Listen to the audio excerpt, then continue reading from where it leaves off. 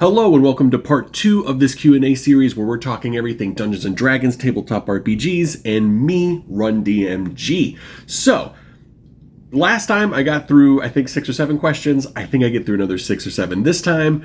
I've got just another 125, I think, the last time I took count. So, I'm going to make my way through these, and then in future episodes, I'm going to try and condense my answers down way shorter so I can fit more of these into one of these episodes, and I might look into doing some even longer episodes. It's just a little weird for me because I feel like a bit of a windbag reviewing some of these. I feel like I just talk so much and I'm not used to like listening to myself talk so much, so it's a little weird. I hope you enjoy. If you have any additional questions you would like to add, feel free to add them to this video right here, and I may respond to them via short, or I may respond to them in one of these long form videos, but I will eventually get to them, I promise. Question here from Sammy is Yams. Sammy is I Yams. I am a DM and we do D&D over Discord and the website Roll20, and I'm having an issue with some of the players not paying attention when it is not their turn. They're simply on their phones now. I've been doing this for the past to rectify it, and it's been having improved. It seems to have improved, but it does not seem to be perfect. Tough question. It really depends on when it's happening, how it's happening. So if it's happening during combat, I completely understand it. I get the impulse. I do it myself. Combat can be long, especially if you have like 7 or 8 players at a table. Combat can take an hour around. They're in the middle of like you talking. That's different. If like you're actively talking to somebody, they're in the scene and they're on their phone, that's less okay. I feel like there has to be some reason for that. And there is some like attention deficit stuff where like you kind of have to be on your phone. Like you need to do something with your hands. Otherwise you'll feel like you go out of your skin. I get that myself. Just acknowledging everybody's human at the table and phones are an obsession to a certain degree. It is part of it. But like the thing is, when I'm not in a scene, I might be on my phone. I might not be on my phone. It's like, especially the way I view it is my player may or may not know about this information.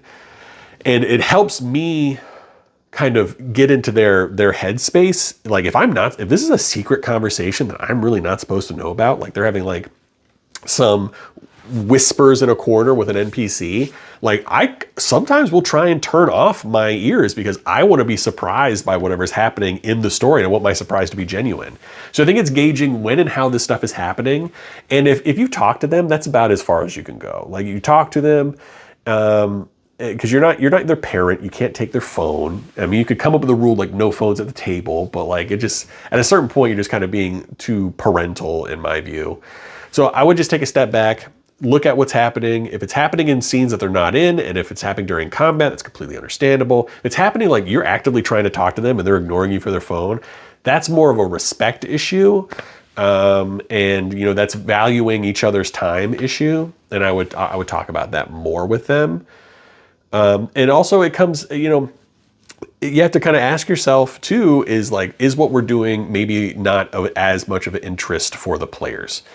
You know, I think that's an honest conversation to have. It's like, are y'all bored with what we're doing? Because like you can do nothing wrong and still have players be bored. Figuring out with them like what they want to see more that'll get them more engaged. So having a conversation with them more, and maybe like less being like, hey, I want you off your phones, and more like, what can I do to make sure that y'all are more engaged? Is there something, or is it just like these are happening in the lulls of the game? That happens in every game. There's no game that's back to back. Like even in even in like Critical Role, you see them on their phones occasionally. Like scenes can go on for 30 minutes that you're not involved with and that you probably shouldn't be involved with. And it can be really hard to just sit there and stare at the Dungeonmaster for 30 minutes. So you're going to look at your phone. So yeah, that would be the question. If it's that much of a problem, maybe just have a bigger conversation about the things they would like to see and general etiquette at the table. But try to do it in a way that's not as so like parental. So you don't want them to like be pissed off about it, you know, because it's going to happen. I'm going to move to the next question. Is Ben Holiday 899? How do you structure your game plots? How do you build around characters' backstories compared to an original or pre-existing narrative, or pre-written narrative, sorry? Do you use any kind of studied or pre-existing layout or more on vibes? So yes, generally speaking, if I'm using a pre-made one, I don't structure it as much. But if I were to structure it, what I like to do is I like a big mystery set up in the beginning. I like to have a really good reason as to why people are there and why they care. So I like to ingrain that in. I like there to be a bit of a mystery and then something unexpected happens. And that leads into the mystery. And then the next bits are just like layering out exactly like, depending on the type of story I want to say, like just rewards. If they're pursuing this mystery, if there's no payoff until the very end, which could be an entire campaign, I just want to make that's not very fun. So, you know, I give cool opportunities for them to deviate from the main story and maybe get more information, NPCs, allies, resources. And then all kind of lead back to the main one as the central mystery to a certain degree. And then in that central mystery, I lay out smaller plots and goals that they need to, either some mysterious force is trying to work through or they need to stop. And all this time I'm setting up stakes. I'm showing that the BBEG is capable. They are doing damage to the world. They're destroying things that the players care about. And when the players fail in this medium section, there's huge consequences. So when they fail, they feel it. When they succeed, they also feel it. They can see that their actions really matter to the story. And it's really important that you do that, because if this middle section is them just like doing things, but there's no consequences either way, it's really boring to me. So I want them to like really feel like they're having a huge impact on the world as they're like pursuing this, and then have some hard choices on the way. And when they finally get to the very end spot, I want it to be an uncertain thing. Like they have no choice but to take on the BBEG to stop this plot, but they aren't sure if they're going to win. And that there is where the drama resides, because if you're sure of it, it's not that dramatic. It's like, we're going to come in here, we're going to bust them up, and we're going to be done. But it's like, I want the question of what happens when we fail. Who suffers next after we fail? Like, and I want that question to be in their mind. And then when they do actually engage with the BBEG, I want there to be some callbacks. I want there to be like some idea that all of this stuff had meaning. So, you know, these resources and NPCs and allies and everything that they've gathered, I want that to come into it some way. And then I want there to be a payoff. And if they win, it's the ultimate payoff. Everything goes quiet for a while and they get a chance to enjoy their reward. And they get those cool scenes at the end where they basically get to claim victory. And if they fail, I have a setup for the next campaign. So how much do I build around my characters' backstories? I like to give, so I'm going to talk about session zeros again. I give like a pretty firm idea of what the world is, what type of adventure they're going to be into, and like kind of the setup for this adventure. And then and I'll also give like a list of NPCs and who they are and like what they're about and how they might be involved in the story. And then that allows my players to kind of like latch onto those NPCs and like organizations or whatever. And they actually like their backstory becomes entwined with the main story into a certain degree. So for like Tome of Annihilation especially, I had a character that really wanted to be a Harper. And the Harpers are involved in the general story, at least in the beginning of Tome of Annihilation. They're very interested in what's happening with like basically the death curse or whatever. So they're like trying to investigate, and that's how I brought them in. So that's how I brought them in. I had another player that was like, wanted to play a half-orc that was like really, really into Groomsh. And that was really easy to draw because Groomsh is very interested in where orc souls go after they die, or half-orc and orc souls go when they die. So this death curse thing is kind of bad for Groomsh. He's trying to fight this never-ending war with Magloubliet, I believe. So that was also a big impetus. So he was like getting visions from Groomsh being like, you need to fix this. Like, I need more soldiers for this war. So it was really easy to bring, those are, I guess, like two examples. It's really easy to bring the character's personal narrative into the complete narrative of the story because they're completely intertwined. You know, one's a Harper, the Harpers are telling them to go here, and we can kind of intermix their Harper story in with it. There's also some other parts of that war's intertwining with his story. And the same thing for the orc. I could basically, the orc character, I could intermingle them entirely through it because this death curse was happening the entire time. So they were getting these pushes and pulls the entire time. And then there's a third character that just wanted to be a loot goblin. They were a thief and a pirate. So their like big story is like finding like the biggest haul they possibly can. That is what they want. And there are fabled treasures that are kind of like mentioned throughout the story that end up being in the final part. So they're kind of achieving their final goal of becoming like the greatest pirate ever. with these with this money or with these treasures that they hope to find. So I always like to intermingle their stories as best as possible with the main narrative. And if you tell them about the setting and the characters that are involved, it's actually really easy because they're probably going to make them intertwined themselves when they hear about the actual story that you're trying to do. And I don't have anything studied or pre-existing. You get a general feel for like what your characters enjoy or what your players enjoy and like how they want to run their characters. And then I do a lot more on vibes. I'm more of an improv dungeon master. Like I do have like general bullet points, especially if I'm like heavily modified a pre-existing story, I'm doing my own. I'll have some bullet points that I'm trying to achieve, but I go pretty far on vibes and kind of like trying to build up these things as they go. You just kind of feel out the adventure. And typically players are really clever and that they drive themselves towards what they think is most interesting. So it actually eliminates a lot of work for me because since they're driving towards what they think is most interesting, I just have to keep them on the path and not like subvert them unless that actually makes it more interesting, you know? So that's my general method. Next question, Haywire Wind God. What other games do you play other than Dungeons and Dragons? I own a ton of other games. I don't play them as much as I should, but I'm a huge fan of like Pathfinder. I really enjoy that game. Starfinder, also a big fan. I like the earlier versions of Dungeons and Dragons too. So I have like Old School Essentials. I have some of the other like different hacks for the BX era and like the advanced era.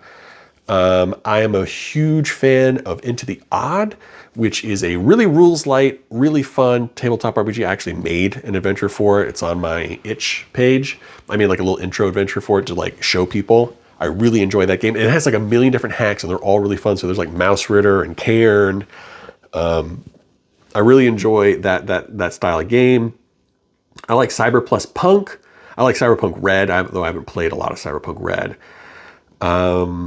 What are some other cool games? I like Blades in the Dark a lot. I really like Blades in the Dark and its various iterations. MythWorks has some really great permutations and of Blades in the Dark and also their own original game. So I haven't got a chance to play it, but Slugblaster, I was reading through it. It's so cool. They have a couple other games that are really interesting. I think you should check out.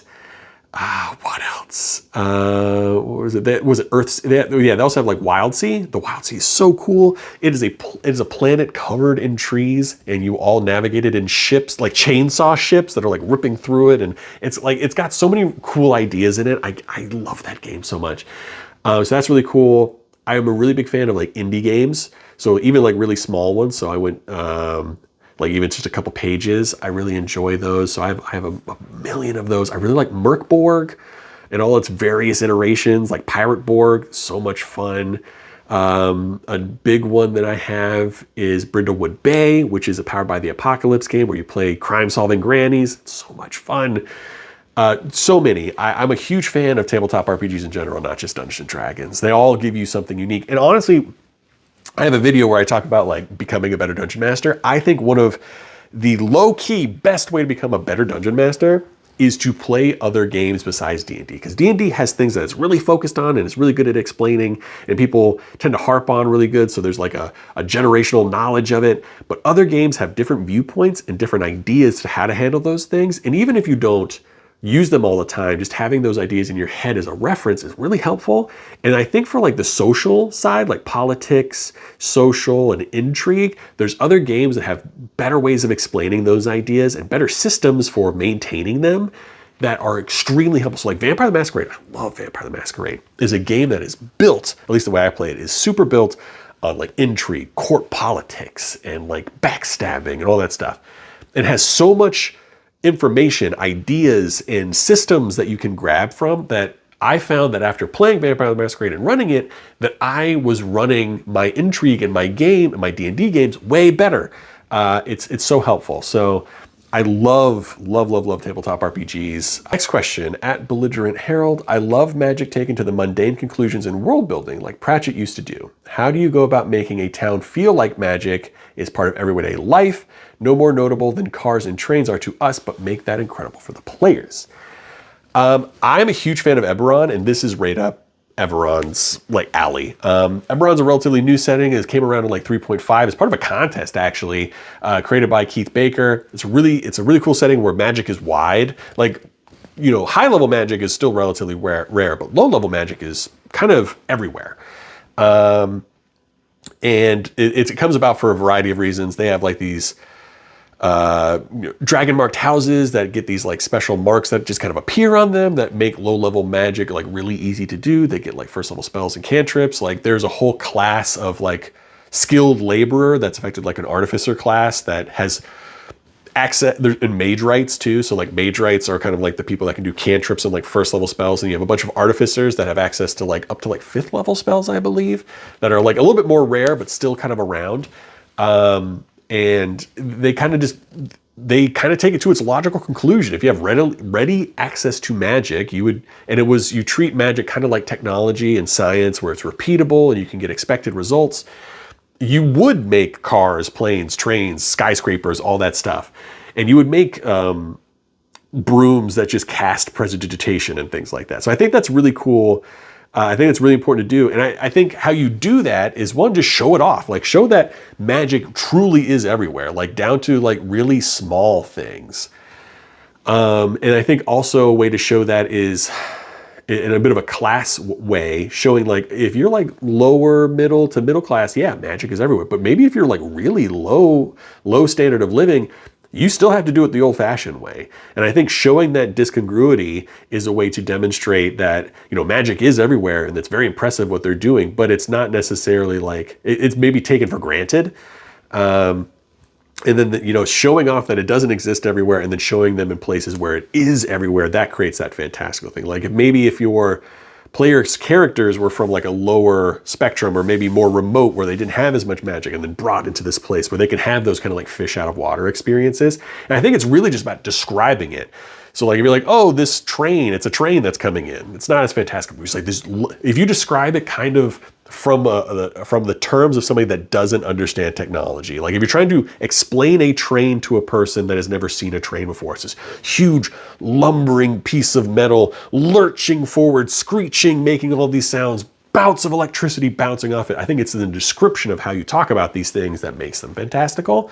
If you're just like, oh, it's a broom that casts prestidigitation on it, they'll get the idea, but it's not fantastical. It's like, oh, it's an interesting looking broom with like white bristles and a black haft, and there's like a little like almost like a piece of pearl at the end of it, and then the woman takes a single sweep, and then all of the dust on the floor swirls into like a cyclone and then like filters itself into the dustpan. That's way more fantastical than saying, oh, well, she cast prestidigitate on the floor. I think that's part of it. You got to describe it. You have to make those images real to them, and then the amazement will come from that. Next question, Dalton Wright 6514, Pathfinder question mark. I like Pathfinder. I had a Pathfinder 1E game for a long time. I played a Magus. It was a ton of fun. I really enjoy some of the crunchiness of it. And Pathfinder is really great because with all of the different like subclasses and archetypes and all those other things you can do with it, you can play a million different games and not get the same character even if you choose the same class. There's just so many feats, archetypes, different like ways to multi-class and all those things. I really love Pathfinder for that. I think Pathfinder 2E is also a great example. It just takes a little bit of the crunch out in a good way, makes it a little bit more simple to run and to play. I love Pathfinder. It's a great system. Next question, Champ in the Camp. Questions. How do you format your story info, NPCs, etc.? I find myself scrambling to remind myself of most of those things. Oh, that's a good one. I keep generally when I'm doing my own story, I keep a pretty basic layout. I have my NPCs there. So I'll just layer things. So, you know, NPCs in one section, locations in another, I'll have plot points in another, and then I'll try to keep up some general notes about what's going on at the very end. Like as things are changing, I'll try to date them as well. So NPCs can be tough because NPCs can change the most from like origination to how they're actually played. So I try to keep my notes on those as best as possible. And I try to, before we get back into a game, I try to like, where are my NPCs at? What was the last kind of interactions they had? Are they happy with the players? Are they pissed off at the players? Are they trying to help the party? Or is something else going on? So I try to keep those notes handy. So I would do that before the session. Just reintegrate yourself in there a bit before the session starts. And then have your players do the recap. As a dungeon master, I don't think you should do the recap. I want my players to tell me what they remember, because what they remember is what they care about most, and their interactions with an NPC that they care about most. And if another player feels like something that they thought is important is not covered, they're going to chime in. So that really helps you get back into that space and really stoke those memories in a way that you might not remember if you just recited it yourself, because you're only going to come back with the things that you think are important, not what you're the characters. So you can work from 2 points there. So that's first question. Is improv okay? I usually start making stuff up on the spot for what is where, and sometimes even NPCs, items, and story. I want to make those things set in stone, but I don't know how. This kind of goes back to my first question. I mostly do improv. I work from a very bare bones, like bullet point script. And I mean, unless I'm getting really involved and I really want, I have like a specific message and specific things I want to say with the NPCs and factions and stuff like that, I improv. So what I do is, as I'm coming up with some of these characters, if I'm improving a character, I'll wait till there's like a slight lull and I'll type in some information about the character and what it was said and what their vibe is. And then I'll keep that known to myself. So it's really about, like, feel free to improv during the story, but if you feel like you took a really big leap and created like a whole faction, make sure you hey, can we take like a break for 5 seconds? And then make sure you type it in while the memory is fresh. And just make sure that faction, you know exactly what the faction's about. And then, a day or two later, you can come back in and try and like sort out that memory a bit more and then really nail down what that faction is about. And then the next time it comes up is when you have the recap, and then you listen to what those players say about that, what happened, what was created, what they remember about it, because what they remember is probably what they're going to think is important. And then you can kind of have your final little like edit on that faction, and then that is what it is. But yeah, improv is 100% okay. It's just making sure either you can keep track of it mentally or on paper. If you're capable, like I feel like I'm relatively capable of keeping track of everything in my head. I still forget things occasionally, but I feel like I understand my NPCs to a point where I can keep them really locked into my head. Then do that. If you need to write it down, just write it down as well. You can also take, you can record sessions and stuff too. It's really easy to do that nowadays if you need extra help. Final, any advice for making my location story and combat engaging for players? Ooh, locations is easy. I have a cheat code for making locations engaging for players. And that is, you do like, hey, you're going to a market. And you can do a brief description of, what the market looks like, the general vibe of the market. And then you go and then ask your players to come up with one interesting thing they see at the market.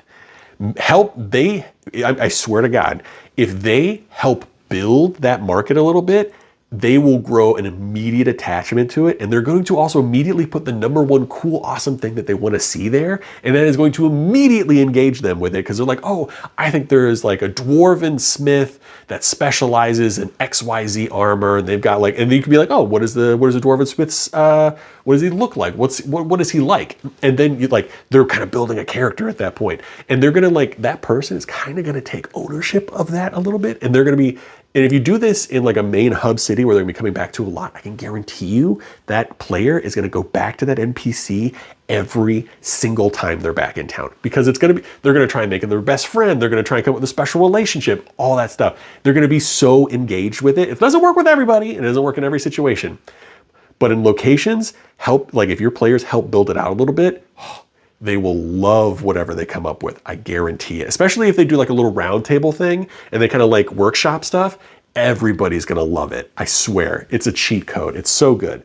And then for story, I think the biggest part about making your story engaging is, one, making sure that the stakes are really well understood. And then most stories require you know, especially if you're going up for like a dramatic story, there has to be like stakes set up, you know, the world has to be ending, you know, people have to be in danger. And then you also have to set up situations where your players can learn to care about those characters. So I think it's really about making fun characters that your players can engage with, and then creating situations where they can get to know people. And then because you've laid out that groundwork, and the next little bit when you lay out the stakes, like, hey, that town that you were just in, that you had so much fun and the people were so nice, and that you had the like all these little memories with, if you don't stop this roving band of mercenaries, they're gonna like destroy that town and kill everybody. So, but like this could be a really hard fight. You may not make it. So you're adding drama, and you're adding, you know, because you've set the stakes and the groundwork, they understand what happens when they fail, and they understand what happens when they do nothing.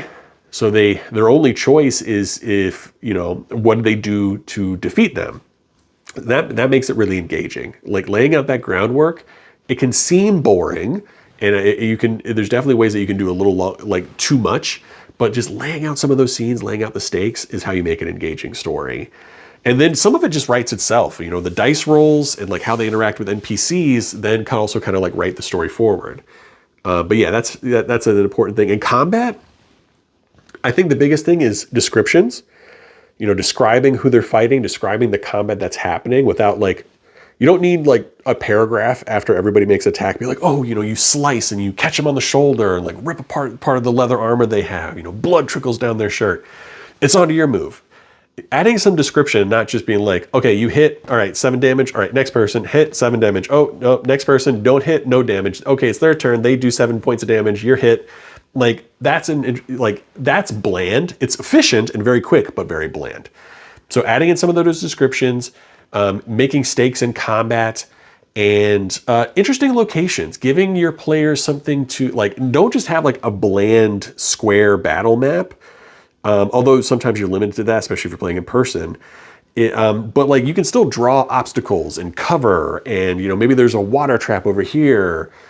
Maybe there's like some shrubs over here with like a wolf in it, or some bees that if, you know, somebody gets in there, it's going to be a problem. Like creating some interesting terrain, and you know, so it brings in tactics, so that can like stimulate the war gamer in your players, so they can like, oh, what's the optimal position for this? That makes it fun as well. But yeah, those are my tips. All right, we're gonna do one more question because I feel like I've done like a few, and this is, I don't know how much time I'm on. All right, this one is from Sapphire Ruby Stargate 7192. Any tips and tricks and shortcuts? Any tips, tricks, and/or shortcuts for prepping in-game social events? For context, I'm DMing a Theater of the Mind semi-homebrew game, very heavily modified maze rats. Awesome, I love maze rats. For a party of 2, both squishy mages, and mostly episodic campaign.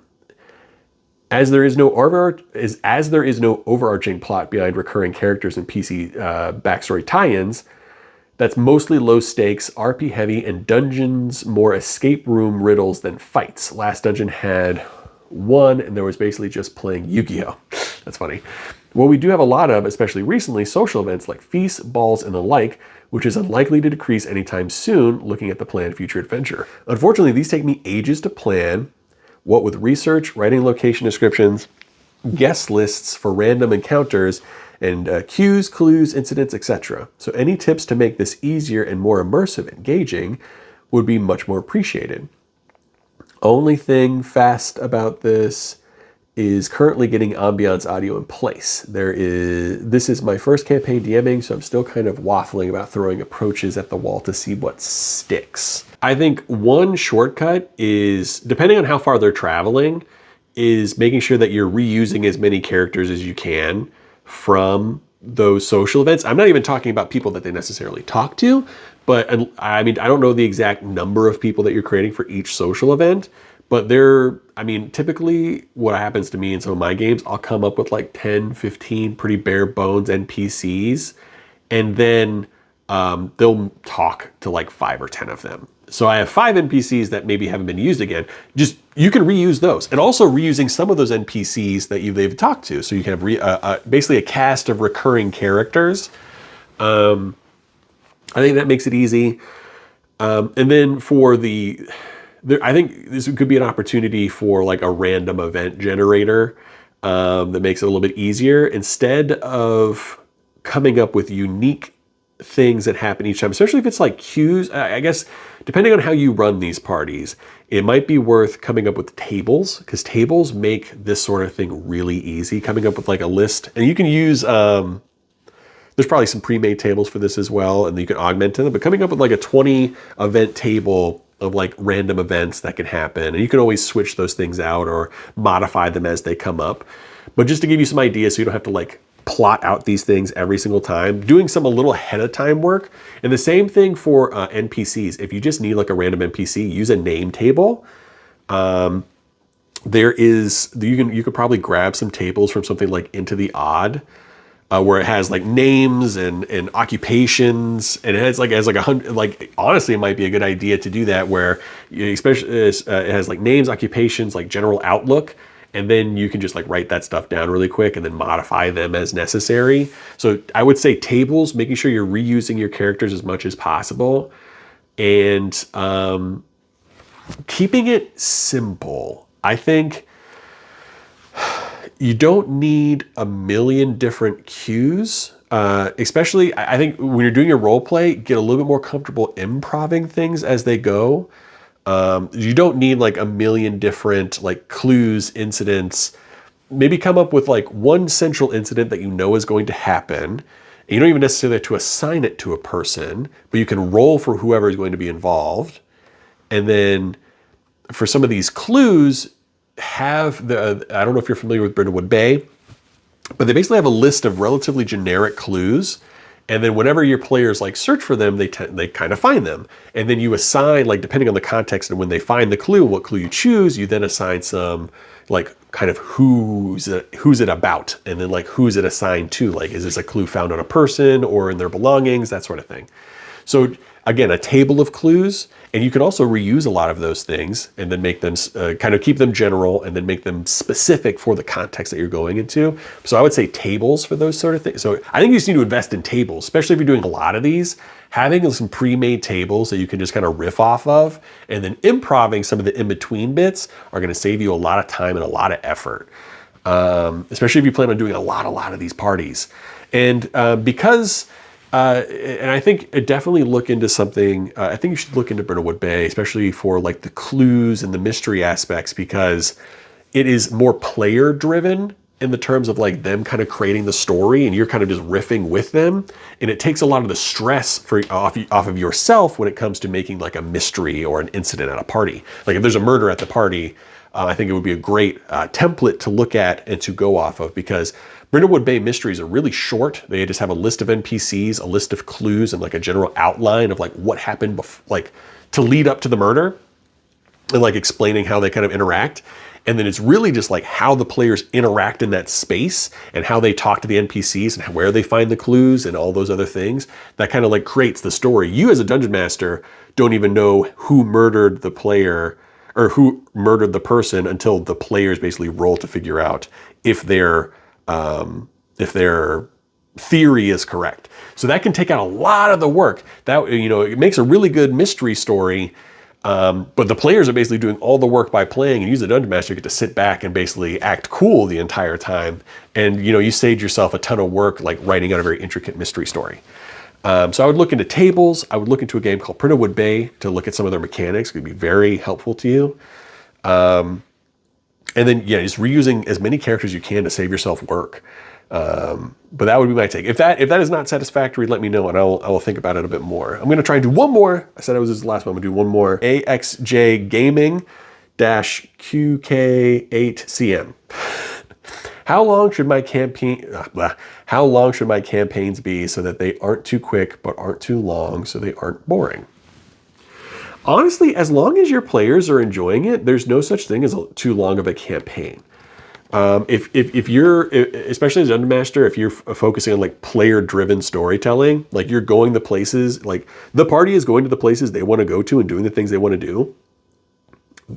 As long as there's payoff, it should be fine. Like there's tales of D&D games that go on for like 20 years.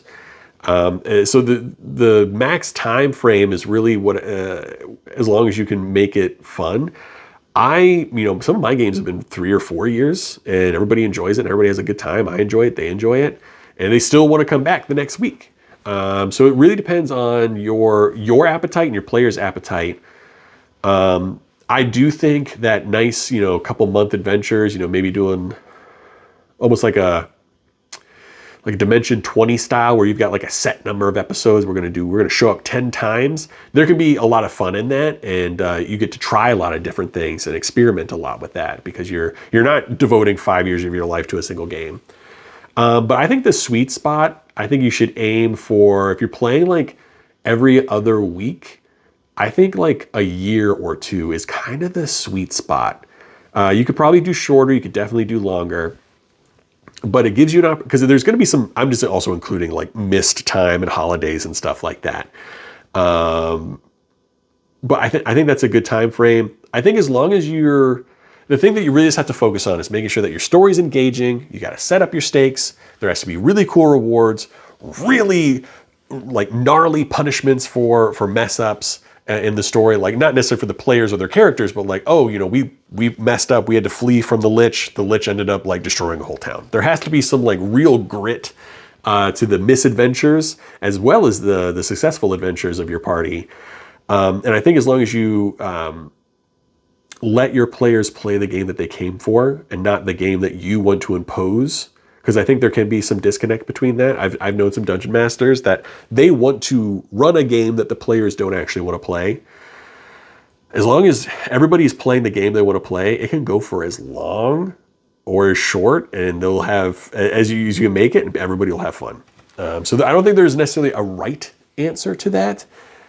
Just make sure that your players are engaged, they're having fun. Thank you so much for watching. I hope you found some value in that. I hope you found some insights that might help you with your own games. If you have any questions about what I said, or if anything did not make sense, please leave a comment. I will try to get to it as soon as possible. I want to go ahead and apologize for the time differential between dropping the first episode and this one. It's been like 3 or 4 weeks. There's a lot of stuff going on. There's PAX East. I have relatives that are graduating from various levels of higher education. I work for the government and everything is on fire. So, and you can fill in the gaps as to why. So a lot of stuff going on. Life has been real hectic recently. I'm going to try and get back on that weekly schedule of dropping some of these long form videos. But until then, just please have a little patience with me. If you want to support the channel and make this a bit easier, I offer memberships on here, YouTube, and on Patreon. If you have the money, you don't worry if you don't, but if you have the money and you want to support, please look into those options. It will make doing this much easier and potentially eliminate some of the hurdles that I have to go through to make content if I can get more stable income from this. But by any means, it is not necessary. I'm going to try and make this content as much as possible for y'all. I really enjoy doing it. And again, I want to thank all of y'all for being here, and please roll well, be well.